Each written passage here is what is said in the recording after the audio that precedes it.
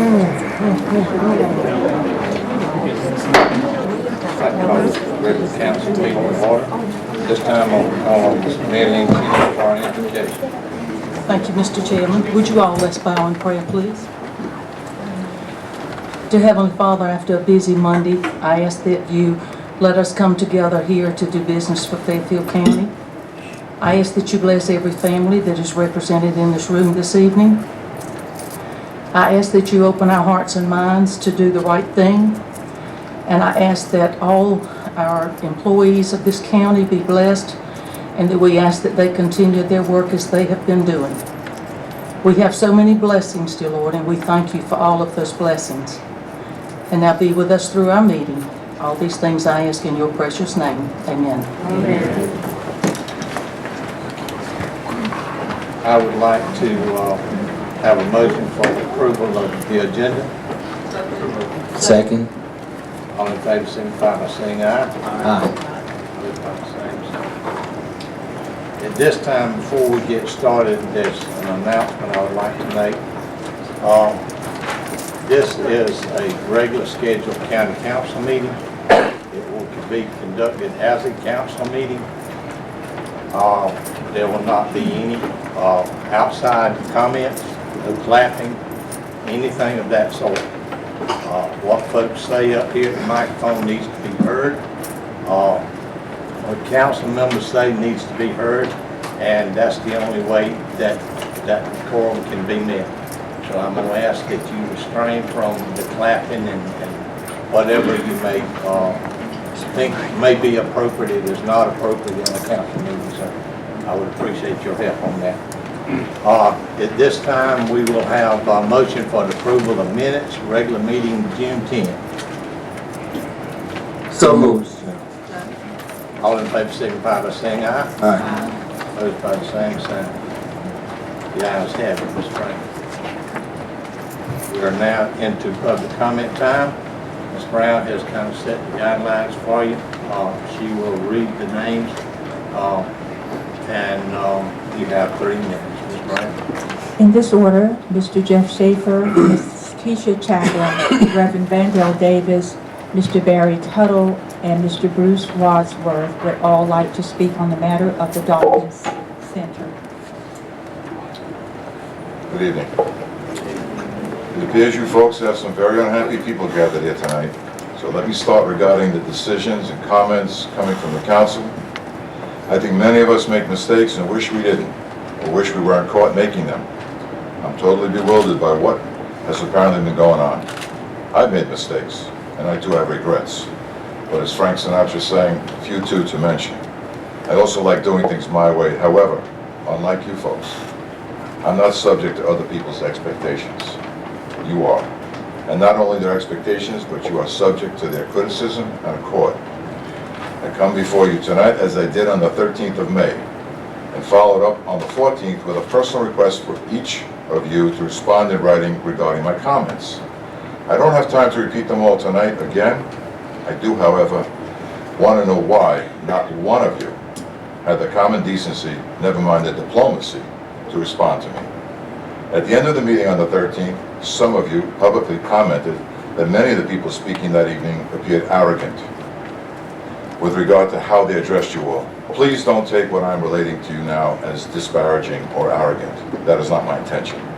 When I address you with respectful requests, I expect to be treated the same in return. I'll be anxiously waiting to hear your response this evening at the end of the meeting, and let me suggest that you choose your words as carefully as I have this evening. And trust me, I am severely constrained in my comments to you. Lastly, I want you to know, when you're going to deliver, we want to know, when you're going to deliver and install the building you approved, purchased, and then somehow put into storage for years. You know, I'm always amazed how politicians love to make promises during the election process.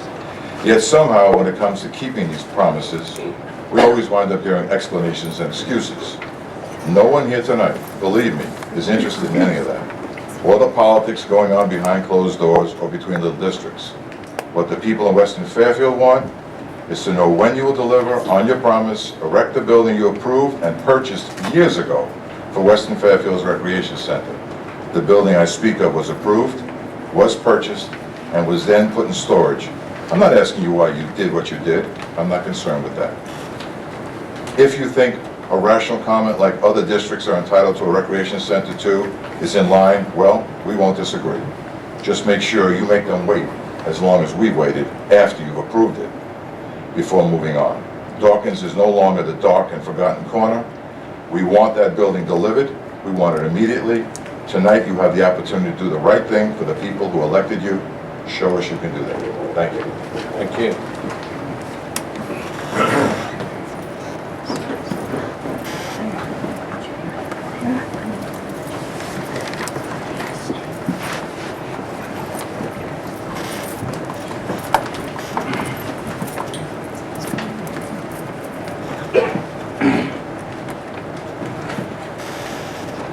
Good evening. First, we'd like to thank you for the opportunity to address you this evening on behalf of the Dawkins community.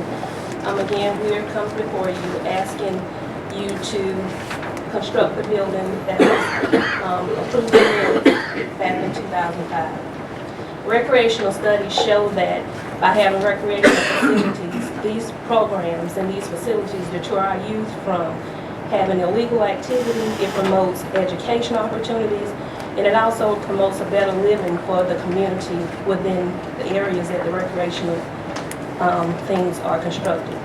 Again, like I say, we ask that you please consider our children. We beg you to understand our feelings that we in the Western Fairfield County, in the Dawkins area, just want for our children what other children have. We don't want our children to continue to feel that they lack in areas when it comes to opportunities because they don't have the things that other kids have. So again, we thank you and we ask that you please consider our children because we just have their best interests at heart. Thank you.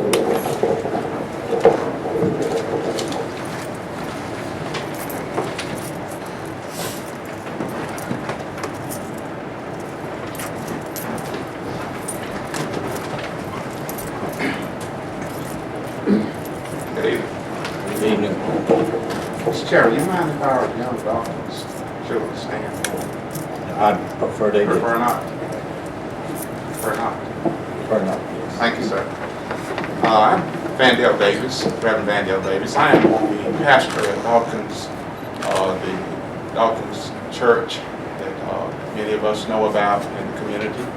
It is a very good church, and some very strong people have come out of that church as well as others in our county.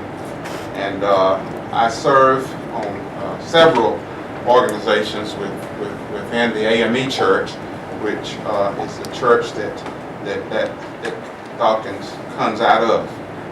In our area and in other areas where our church is located, we have some dire needs in terms of serving the people of the Dawkins community, which also serves other communities within that area of the county. Our families and youth and other young people in our church community has been honored by the Recreation Department to provide our community with adequate facilities to protect our young people and our adults as well. Over these years, as I have spent myself working through the 20 years in the young adult development and conservation corps through the state of South Carolina, this grant came to our community, and it has not been put in place as it should have been put in place. Therefore, our young people have no place to go and play, to swim, or to even walk in the community. We're asking tonight that our county council do what it can to help us to get what has already been provided for us through the funds of our state and our county. And we don't have much time because many of our young people are quitting school and not doing what they need to do to take care of themselves. But we hope that after this evening, things will change. And whatever we can do as a church and a community, we'll be glad to pull up our sleeves and help. Amen? Thank you.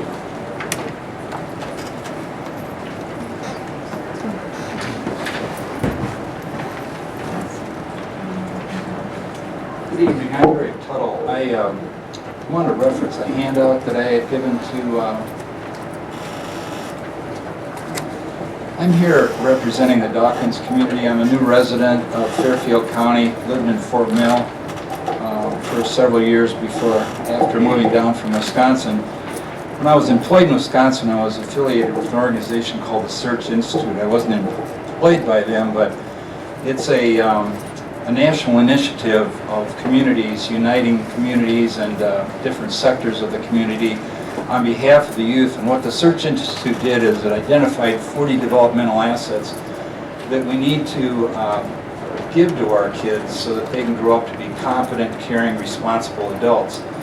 We know that of these 40 strengths, the more of those strengths kids have, the less likely they are to get involved in youth risk behaviors like violence, drugs, premature promiscuous sex, other kinds of things that throw them off track. The more of these strengths the kids have, the more likely they are to demonstrate thriving indicators like success in school, positive social relationships, etc. One of the core categories of the asset building model is constructive use of time. And obviously what goes with that is a place, some brick and mortar, where they can go to constructively engage with adults and other youth in healthy activities that help augment their asset building. In the year 2000, the Search Institute combined with the Gallup organization, and they conducted a study called Grading Grown-Ups. And what the study basically did is it evaluated how engaged we as adults are with our youth. I guess the premise is, as the twig is bent, so grows the tree. Basically, we wanted to know what was happening between unrelated youth and adults. Were youth getting the types of support and interaction they need? Were adults living up to their asset building potential? This study concluded that a majority of youth do not have plentiful, caring connections with adults outside of their own families. The good news is, and still is, that adults believe these relationships are important. The problem is that we don't often act on this belief. Tonight the council is presented with the challenge of actually acting concretely on this belief. The current study was designed to lead to a better understanding of why this gap exists and what can be done to bridge the gap. I propose to you tonight that this asset building model is something that we could implement if we had some brick and mortar. It would have tremendous potential of giving us that foundation or springboard, if you will. So with that, I leave you with that information. I hope you evaluate it and read it, because this is it's based on 100,000 studies that were done of youth around the country, and we believe it's solid, constructive evidence that working with communities and adults together, we can really empower our youth to develop their assets. So thank you for your consideration. Thank you. We have several individuals who have signed to speak on the matter concerning the administrator. I'm sorry, Mr. Wadsworth. Go ahead, you're next. Thank you. Good afternoon. You heard a lot of comments tonight. You heard a lot of things that were supposed to be done. We, the resident of the Western Fairfield County, would like the county council to act upon the motion that carried in the minutes of Fairfield County Council meeting on February 28th, 2005, on the 8.12 acres on Ladd Road, as outlined in the lease agreement between Fairfield County Council and SEMG Company dated October 23rd, 2007. We desire to have a multi-purpose building on that 8.12 acres of land. The resident of the Dawkins community, as I've stated before, if county council or any of you would ride through that neighborhood, you couldn't find a swing set, sandbox, nothing for the kids to do. Someone, Reverend Vandale Davis said, it's not even a safe place for adults to walk, let alone kids to walk. I was coming out of that neighborhood today, the grass was so high, That's ridiculous. With that rate, 2005, 2007, this thing was voted upon. I see no reason that it needs to be voted upon again if it's already been voted on. Thank you. Thank you. In groups of 5, the next individuals wishes to speak on the matter of the administrator, Ms. Christina Fair, Kevin Thomas, Wanda Bright, Mr. Clyde Wade, and Mr. Bob Carrison, and then we'll come back with another group of 5.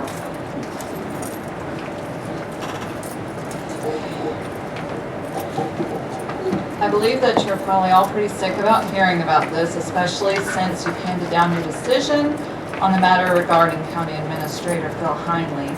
So I appreciate the opportunity to speak to council, and I thank you in advance for the courtesy of allowing me to speak uninterrupted. I'm well aware that Chairman Ferguson said, and I quote, "Is council going to go back and readdress this? No, they are not. It's just that simple." Well, I strongly agree with that, disagree with that. I'm convinced that Mr. Heinley should have been dismissed from his position with Fairfield County. Council seems to believe they cannot fire Mr. Heinley because he's a contract employee. Well, I think all of us want to know when the last contract with him was signed, who signed it, and when it expires. If there's any other reason Fairfield County continues to employ him, we would like answers to that as well. I just know in my head and my heart that I, as a woman and a taxpayer in Fairfield County, am convinced that council erred in their decision-making. Perhaps it was as simple as lowering the bar of expectations in fellow councilmen. Council, you have left this county with a damaged reputation by not relieving your employee of his duties, thereby leaving me to conclude that by your actions you have condoned his behavior. And if this case lacks in any evidence to prove him guilty of what was brought against him, then maybe a punishment should not have been handed down already, since people are innocent until proven guilty. Fairfield County has a reputation in Columbia of being difficult to deal with. The town and county have to work together for the good of the county. The evidence presented to Mr. Ferguson by SLED is, in short, an embarrassment. It's hard to accept that Mr. Heinley does not lose his position after this scandal, especially when in most careers something as simple as making personal phone calls in the workplace is enough to get you terminated. Instead, on his behalf, all we get are excuses and cover-ups. Mr. Heinley, if there are some files that clear your name, please release them and stop trying to get around this. I don't care if Mr. Heinley, or anyone else for that matter, views pornography in the privacy of their own homes. It's not for me to judge the morality or the immorality of engaging in that activity. However, because Mr. Heinley chose to use his Fairfield County computer, I am compelled to at least make you, council, aware of my opinion and ask you yet again to reconsider your decision. After all, unlike the Ten Commandments, your decision is not carved in stone.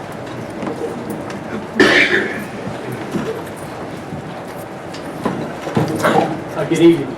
I've heard that some council members have not seen the pornographic emails that Mr. Heinley sent. I've got... No, sir, my time is running. Please don't interrupt me. I want to interrupt you. Never. Sir, don't take my time. I've got the first set of emails, with all due respect, and I've got a new set of emails, Mr. Perry, I'd like to give to you today, because I was given those late this afternoon. These are dated as late as May 28th, 2011, after some of those comments, so I'd like to give those to you before I do so. Getting on to my comments. I come before you tonight to discuss some concerns I have with the punishment handed down by Mr. Heinley. If I understand correctly, the punishment is a 5% decrease in pay and a 6-month probation period that will end with a formal review of Mr. Heinley by Chairman Ferguson, Councilman Perry, and the Director of IT. My concern is that the review process has not been disclosed to the public. How is it that the IT department is going to ensure that all the work performed by Mr. Heinley's computer is work-related, not personal in nature? How is it that the data on Mr. Heinley's computer is being captured? Will it be recorded as a log file on the county firewall or server?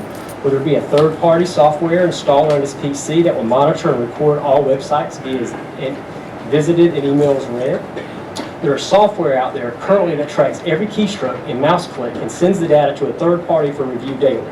Software like Spectre 3600 by SpectreSoft would work quite well for this.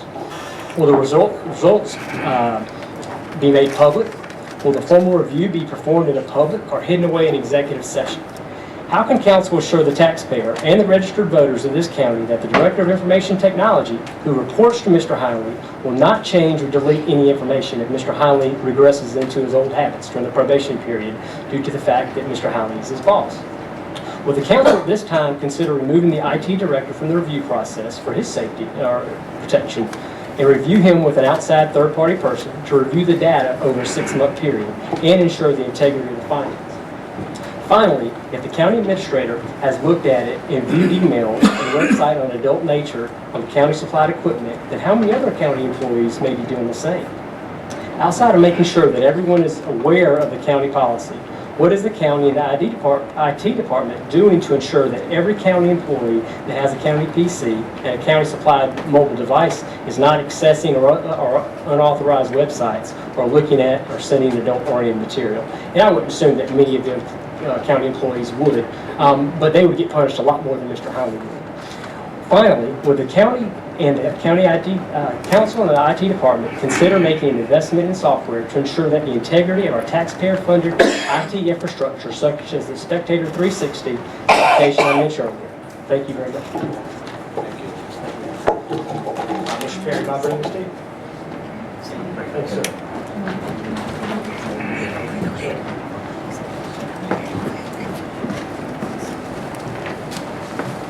Ms. Wanda Bright.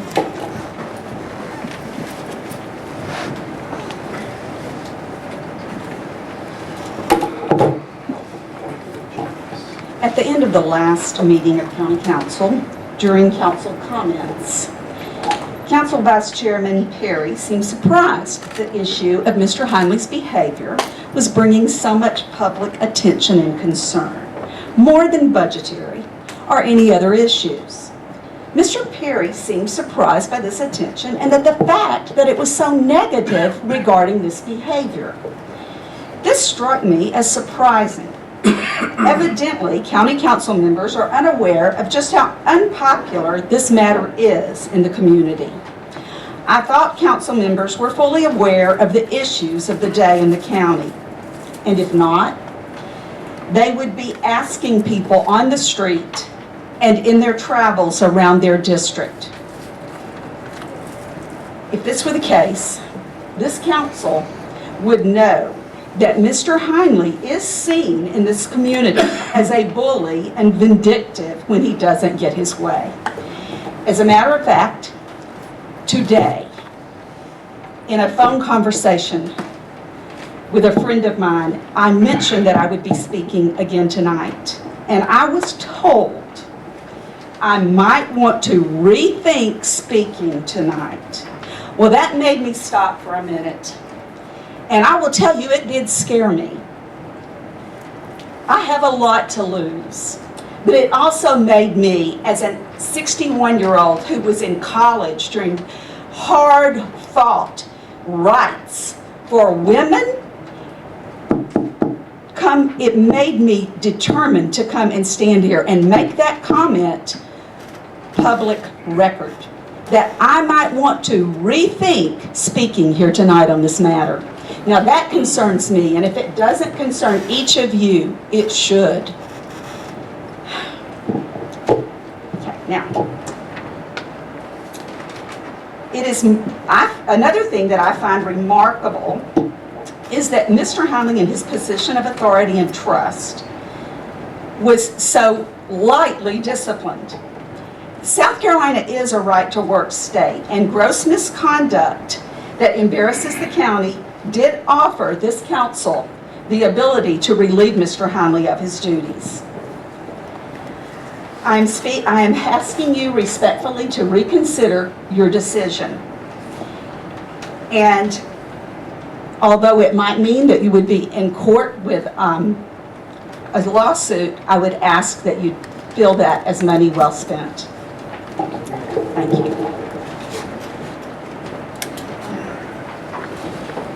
Mr. Here, sir.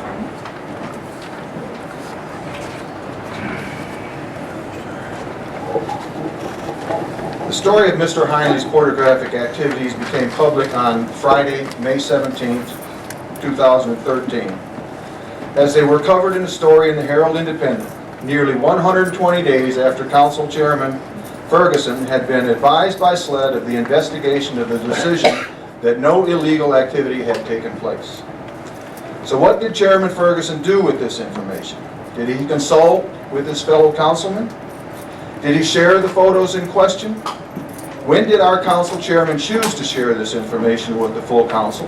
And why did it take until the first Wednesday in June at a specially called meeting for the council to meet in executive session to discuss the proper punishment?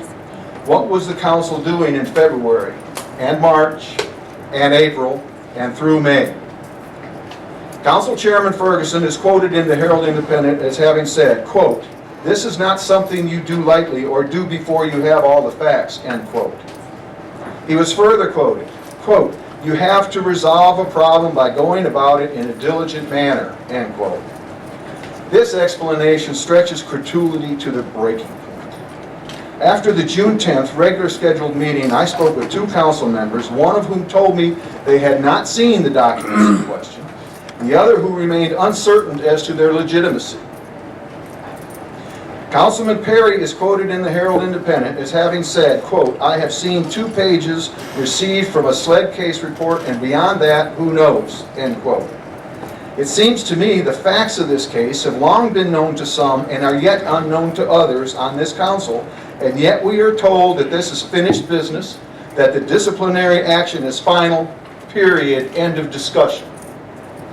When were all council members privy to this material? Upon receipt of those materials, did council members take steps to confirm the legitimacy of all the documents circulated? Councilman Perry is quoted as having doubts about the origins of the pornographic photographs that have been spread around town. Had any county council members made a simple inquiry to SLED or Solicitor Barfield, it would have confirmed the authenticity of those documents. Had that been done, perhaps the disciplinary action would have actually been both timely and commensurate with the behavior exhibited by a trusted professional employee. Any councilman could now make a motion to enter into executive session to reconsider this action. The motion could be seconded, voted upon, and you would have been able to hit the reset button on an issue that has clearly opened a wound in Fairfield County. Thank you.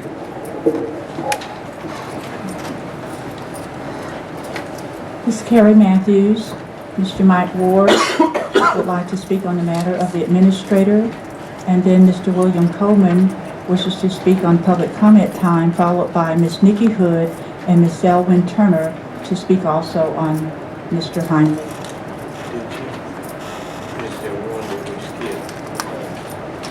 Oh, I'm sorry, Mr. Clyde Ray, did we skip you? I'm sorry, come on up, sir. Certainly have your time, I apologize. I'm Clyde Wade, and I live in the Lebanon community. I'm an angered and concerned citizen about this whole situation. On February 21st, 2013, Councilman David Ferguson was advised by Agent T.H. Robinson and Lieutenant Michael Green of SLED that County Administrator Phil Heinley had been investigated for viewing and forwarding emails containing pornography. Their report to Council Chairman informed him that in fact Mr. Heinley had been viewing and forwarding pornography images, and that the photos of these images had been viewed by 6th District Solicitor Doug Barfield, and he had rendered an opinion as to illegality of this activity, and it did not appear to be illegal. On March 18, 2013, Agent Thomas Berry, Freedom of Information Coordinator for SLED, received a FOI, Freedom of Information, request number 2013-173, asking for copies of the documents gathered by the SLED investigation of Mr. Heinley's activities. Case number 32-13-0021. We are told that those wishing to address council as citizens citizens comment section agenda are not allowed to ask questions of council. My first question would be who wrote this rule? Who wrote the rule? It seems obvious that we are after, and what we address to council is answers to questions of what were you thinking when you made those statements. In no case is this more obvious than in the case of our administrator, Mr. Hinley, viewing and disseminating pornography. We have been told that Mr. Hinley is a contract employee and therefore cannot be fired. I'd like to know what attorney was consulted and rendered their decision. Councilman David Ferguson tells us in a published newsletter article that the topic for the punishment handed down by council constitutes a contract and therefore cannot be rescinded. Again, why is it moved to, why is a contract employee exempt from that? Where'd you get your law degree? The council has been derelict in their duty in properly responding to a violation of public trust by highly paid professional administrator. Mr. Hinley is the face of Fairfield County, and his reprehensible behavior now discards everything this council and their citizens stand for. I would ask council, how do we propose to lure outside investors to Fairfield County, given that our leadership has shown itself incapable of rendering a proper and appropriate decision in the case of those of this clear violation of trust? Okay, I got one more thing. Will council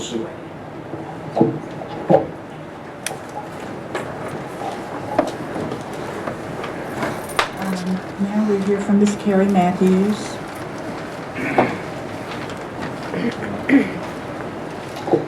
Good evening. Thank you for letting me come before you this evening. I am Carrie Matthews from the White Oak community. I'm sorry to see that my representative is not here this evening.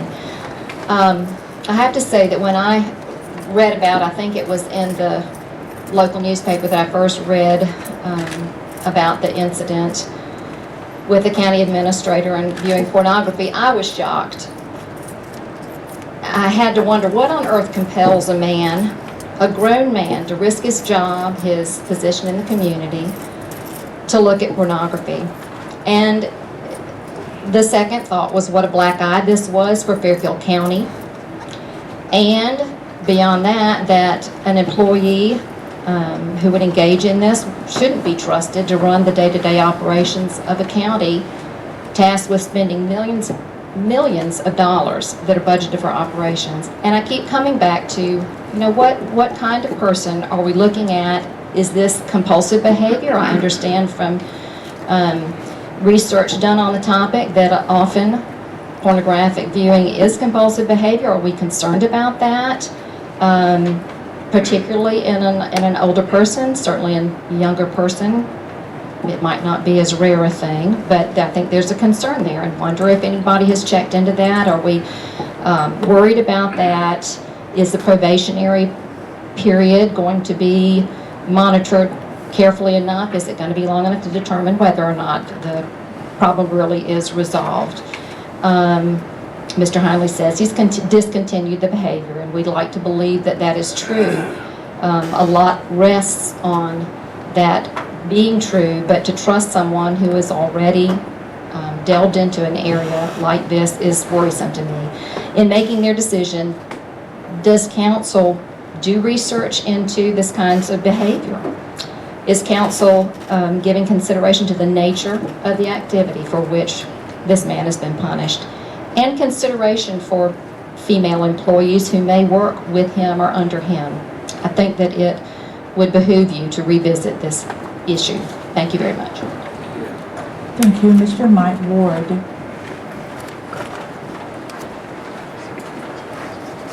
Good evening. My subject is Mr. Heimley also. By the refusal of the county council not to fire Mr. Heimley, you have threatened years of work of trying to develop an economic activities in Fairfield County. What captain of industry would be interested in bringing a multi-million-dollar business into a county where the administrator is admitted voyeur? The council recently passed international zoning standards, hired 4 enforcement officers, trained and equipped them at a considerable investment and ongoing expense. Also, there was a constant consulting helping in efforts to make Fairfield an active local for economic development. We can now boast a Fairfield County Commerce Center, all part of an ongoing effort to make Fairfield attractive to potential investors. Some progress has been made and foundations have been laid. All this hard work and taxpayer dollars is at risk. Also, the reputation of Fairfield County is worsened by the behavior that was conducted by Mr. Heinley and council's failure to take appropriate action. Surely council is familiar enough with how business is conducted that they realize the continued employment of Mr. Heinley is like having dropped an anchor on a moving ship. Concerned citizens realize that our elected council are not professional government administrators. We can and do forgive some mistakes by having the highest paid, supposedly most professional employee of the county. This type of activity is not forgivable, and neither is council's failure to clean the house. Council needs to reconsider their decision to allow Mr. Heinley to remain at the head of the government. Just think, all this time, money, effort, potential gone because the administrator was caught viewing pornographic materials and passing these along to others in emails. All this using a county-provided computer and email. It does not look good. It does not look good at all. Please take the time and fix this problem. Thank you. Thank you. Mr. William Coleman.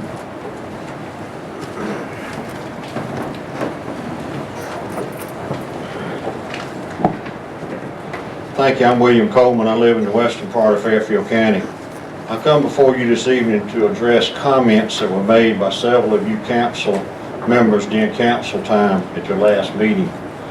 The comments dealt with you being pleased with the turnout of citizens of Fairfield County in attendance, and also one comment was made that very few, if any, people attend during budget time.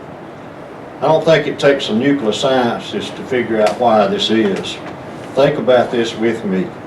We're given 3 minutes to make statements, and then when it comes time it comes to county council time, we are sometimes blasted for comments that we have made. If you want our input, make it look like you sincerely do. I have a proposal for you. This evening, when council meeting adjourns, come around and come down here with us and join us constituents in the audience for a comment, question, and answer session. Rules should be put in place before we get started so that this will be organized and it won't get out of hand. That is, if you're interested enough to do it. I'll even volunteer to moderate it. Think about it and demonstrate how much you really want our input, not just us sitting here listening to you. Thank you. Thank you. Miss Nikki Hood. And then finally, Miss Selwyn Turner.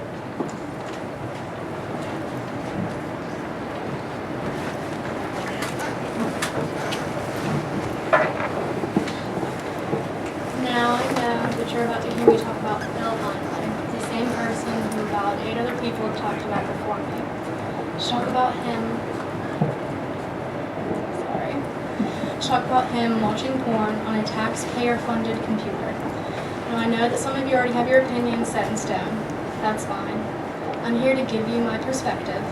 The perspective of a 17-year-old female who moved to Fairfield County a little over 2 years ago, but whose family has lived here for over 100. Now, the way I see it, many of us struggle to make ends meet. Mr. Heinley makes over $130,000 a year.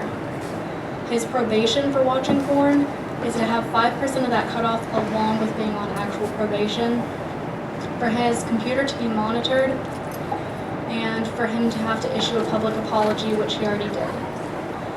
Now, this punishment seems fit for a 12-year-old boy who got caught. He's grounded, his allowance gets cut, his computer has to be monitored, and he has to apologize to his parents. Not suitable for a grown man who is a Fairfield County administrator and who has influence over the youth of this county. Let us not forget that in February this information was brought to you that was not addressed until June. So not only do we have immense disrespect from Mr. Heinley for watching this immoral trash, we also have you who chose not to bring it to the light to us until June. I don't know about you, but I don't like to be disrespected. And I don't feel like I'm being respected by Phil Heinley still being here. Thank you for your time. Have a wonderful evening.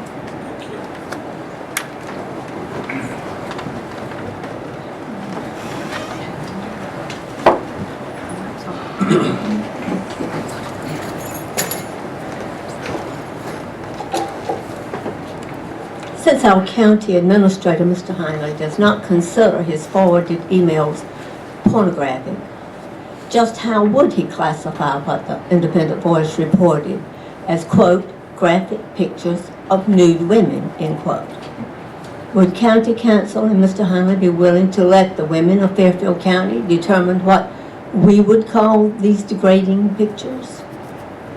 Since we are the object of his sense of humor, I don't think we would minimize his actions the way he did in his mandatory public apology, calling them, quote, not pornographic, just inappropriate and in poor taste, not as bad as what I was accused of doing, end quote.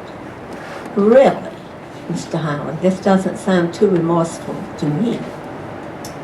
Even though SLED may have determined that no state or federal laws were broken, rest assured that a higher law, God's law, has been broken.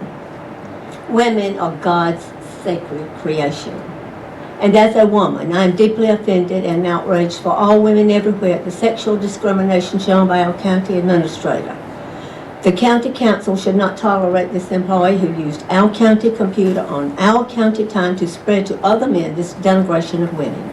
Our highly paid administrator with a salary of almost $130,000 should have been working on our county problems, which are many, instead of stealing the taxpayers' hard-earned time and money to watch naked women on his computer screen during working hours. It is no wonder that we've seen no progress in the 12 years that he has been administrator. With the amount of money from VC Summer and our exorbitant taxes at the disposal of county council and the administrator, we should already have seen incredible results. Along comes Chairman David Ferguson, who says that council's decision to keep this administrator will not be based on the public outcry. Quote, not because the public made us do anything. Threats don't get us anywhere. Is county council going to go back and readdress his word, not mine, this? No, we're not. We're not going back and massaging this thing again. We've got bigger fish to fry than this mess, end quote. Excuse me, has our Constitution changed? Has county council ever heard of we, the people? How dare they not listen to the people who put them in office to represent them? The people who are paying for their perks and their salaries. I am livid at their attitude of arrogance, condescension, and pomposity. In addition, will somebody please tell me where's the logic in this group governing us?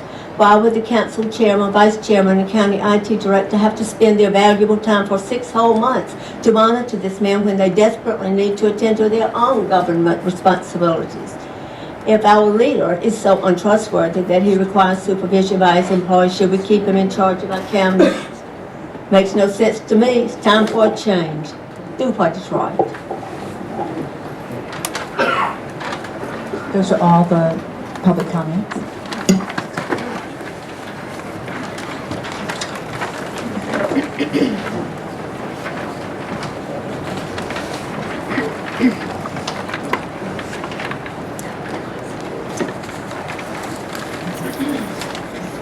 We are now down to section 9, boards and commission minutes. We have behavioral health services sent to you.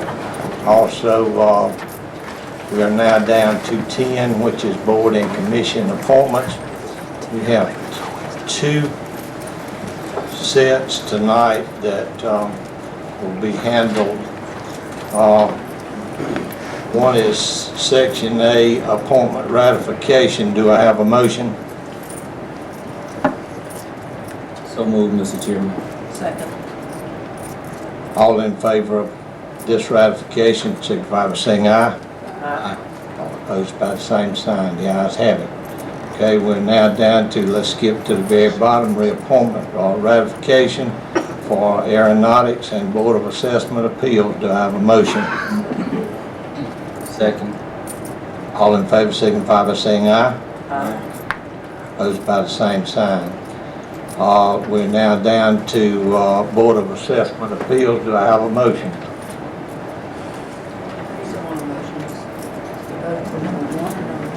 Yeah, right. I move to number 2. Do I have a second?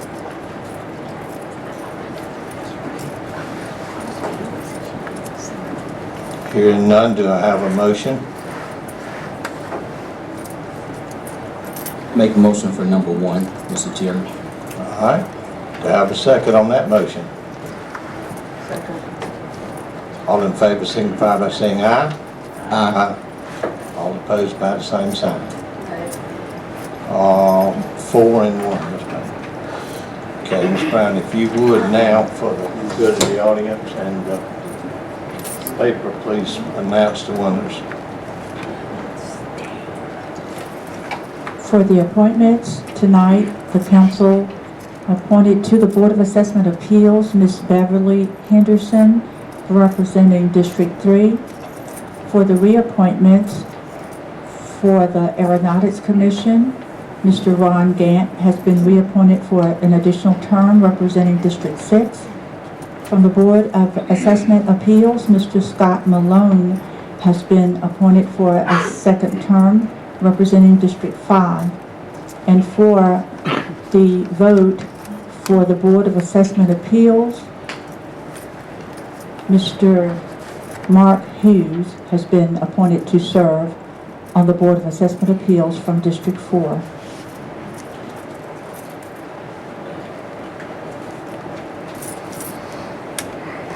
We're now down to old business, number 11, discussion and public vote concerning possible vote concerning erection of recreation building to the Dawkins community. Mr. Chairman, may I address that? Yes, sir. The conversation here. I'd like to postpone that vote for 2 reasons, possibly 3, but definitely 2 reasons. Mr. Trapp, who's a representative from Western Fairfield, is not here tonight, and he asked me that he would like to be present when that vote takes place. The other reason is I met with Mr. Holly, and I asked Mr. Holly for a site evaluation, engineer site evaluation of the land, the topography, and everything else that would go in terms of putting that building there, to come forward with that so we'll know exactly what we're dealing with. And perhaps at the next council meeting, we'll bring this forward at that particular time, if the council so see fit. That would be my wish for the community. Okay, is that in the form of motion, Mr. Marshall? I will put it in the form of a motion. Yes. Okay, do I have a second? I second that, Mr. Chairman. Any discussion? All in favor signify by saying aye. Aye. Opposed by the same sign. Okay, Ms. Brown. We're now down to, yes ma'am. On that subject, I would like to ask for an economic impact study of what it's going to cost should we decide to do this. Based on the fact that we already supposedly have a building, what the cost is going to be to erect it, what the cost would be to upfit it, and I don't believe we put anything in the budget that'll start July the 1st to actually man this building and this facility, and anything else that goes with running that facility. Mr. Vice Chair. I'll agree with Ms. Robinson on that, Mr. Chairman, and I would also like to, I know that we've already voted on the amount for each district, but I also think that we need to go back and revisit our recreation study, because I know we've had some folks here from the Dawkins community that have been coming out, but I would also like to make sure we have a recreation study as well, an updated one, because it's been a couple of years since we've had that, to go along with that discussion as well. Okay. I would like to say Mr. Marcheria had already asked Mr. Hinley to look into those things. Some of it he has already, and some of it he, because of the lateness when it was asked for, he didn't have a chance to do it all. But by the time we come back together again, he was to get that information for Mr. Marcheria. So we should have all of those things answered when we come back at the next regular scheduled meeting. Mr. Chairman, if I understood Vice Chairman correctly, I think if you recall, we had said once we made a decision about a building, and we made a decision that the first building should be erected in Western Fairfield. And we should not wait till all 7 districts do a recreation study before we do the first one. If we already made that decision, why don't we move ahead? But if I'm hearing you correctly, we just delay everything till all 6 other districts get their ducks in order, and they're not as far advanced as we are in the 4th district. Is that what I understand? With the recreation stuff. Mr. Vice Chair. Councilman Marshall, I just asked for a recreation study. I didn't say anything about the land or anything like that. I simply asked that we have a recreation study done for the entire county, and that was it. I didn't add anything to that or take it from that. I just asked for a study for the entire county. Well, thank you for that, Mr. Vice Chair. And I just wanted to add, I would concur with the study, which I thought we've done one already.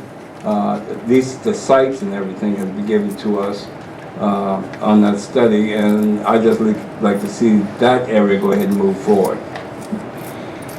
I don't disagree with the study if it's not complete, but we've already pretty much reached a decision about what we know needs to be done at that site. Mr. Chair. Mr. Vice Chair. Councilman, I was only asking for an updated version of that study. Since our last census, we've had a lot of movement within the county, and to make sure that when we start looking at possible locations that, and I'll speak for my district, but also as a councilman for the entire county, because we all have to vote on it, they are strategically located. So that was only my ask, to make sure we had an updated study because of the movement within the county.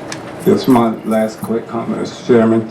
That in the 2010 census, as well as Mr. Perry, I had to give up 150, 200 people out of my district because we had too many people in the district. So if people are shifting around, we don't have a lack of people in the 4th district. Thank you. Yes, ma'am.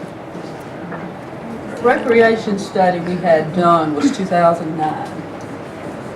We had Mr. Wayne Schuler with Central Midlands COG to come and discuss it one night, at which time we recommended that he take it back and bring some additional suggestions to us. In this, it suggests that we have 2 community centers, additional community centers throughout the county. That's what we asked for, was for him to go back and come back with some definite suggestions of where those should be located. To date, we have done 0 on it, and now we're to the point to discuss putting up a building for District 4. I was elected to represent District 2 by the people in District 2.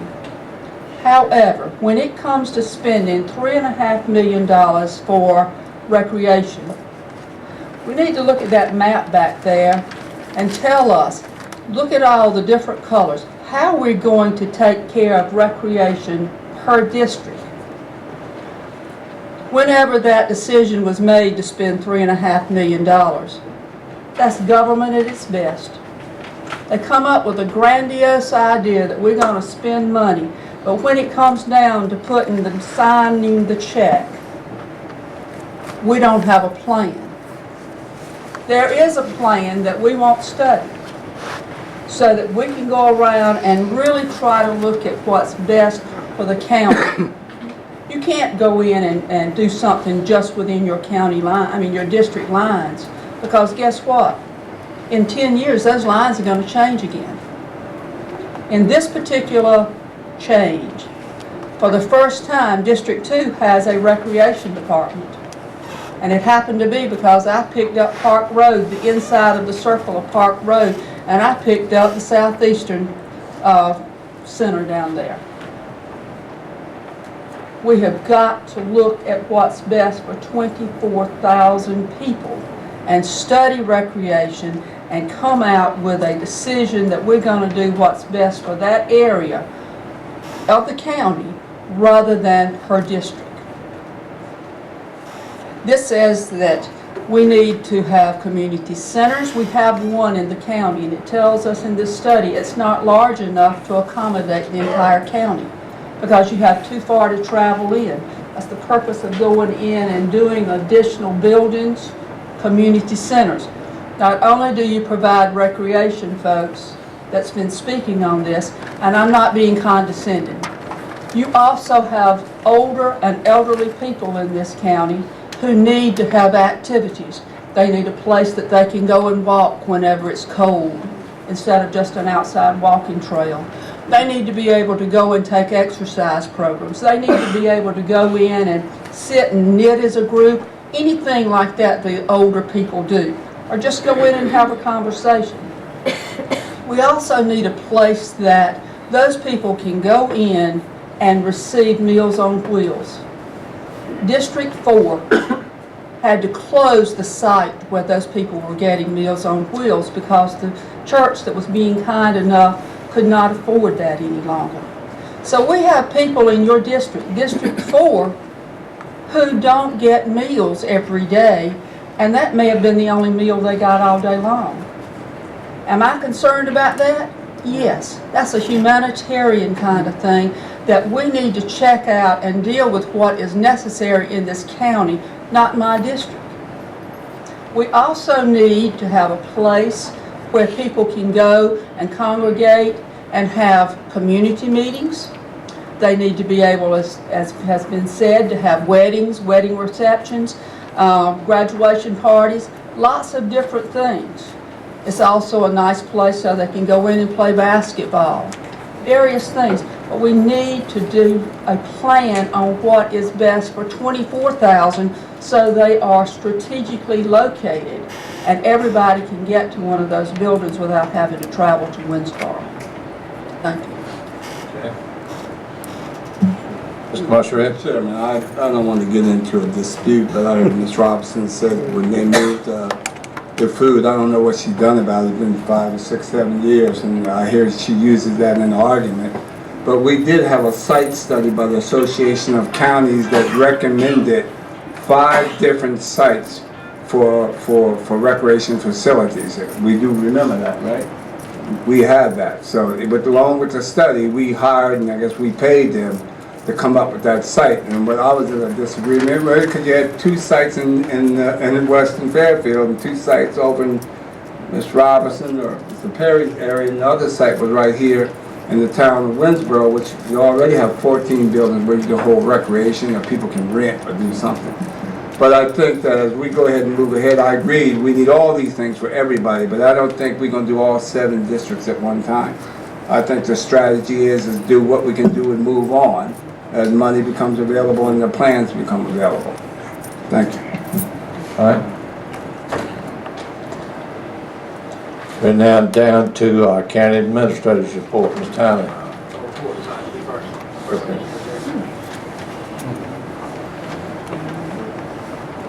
Excuse me. No, we didn't carry the motion to vote to postpone until the next regular scheduled meeting. All in favor signify by saying aye. Aye. All opposed by the same sign. The ayes have it 100%. Ms. Brown. Ms. Tyler. Ms. Brown. No report. Oh, no, sir, I don't have. Okay. We're now down to county council time. I would like to call the attention of the audience and of the council. Fairfield campus drop-in from Midland Technical College.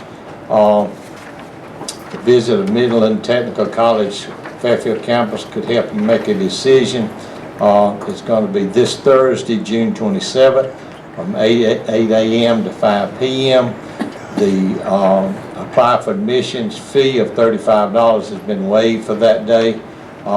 They can take the MTC placement test and also receive financial aid assistance from folks from Midland Tech. Will be at the Fairfield Midland Tech Center. So if you have somebody that's just finished school or somebody that wants to further their education, that would be a wonderful time for that's quite a big investment up there. That would be a wonderful time for you to go and take advantage of it. We're now down to county council time. Anything for the good of council? Mr. Marshall. Yes, sir. Mr. Chairman, I'd just like to announce to the public on July the 9th, from 7 to 9 at Mount Moriah Baptist Church on Highway 215. The power plant, that's how I refer to it, as most folks know when I say power, what I'm speaking of. They're asking for permission, I think, to dump some water and some other things into the Broad River, as well as Scanna.